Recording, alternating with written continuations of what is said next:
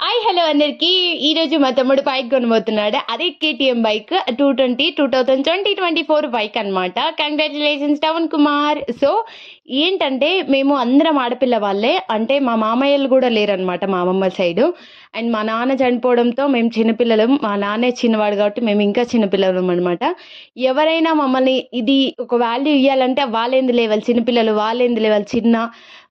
Even నేను ప్రెగ్నెన్సీలో ఉన్నప్పుడు వేరే వాళ్ళని బైక్ ఇటు వెళ్దాం రా బైక్ పని మీద అని చెప్పేసి అడిగితే, ఈవెన్ తను ఇక్కడే ఉండి కూడా నేను ఎక్కడో ఉన్నాను అని చెప్పేసి అన్నారు అనమాట.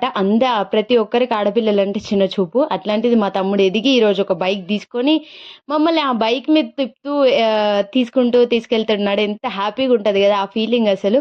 అండ్ అందరూ బ్లెస్ చేయండి, వాడు ఇలాగే హ్యాపీగా ఉండాలని, సేఫ్గా డ్రైవ్ చేయాలని.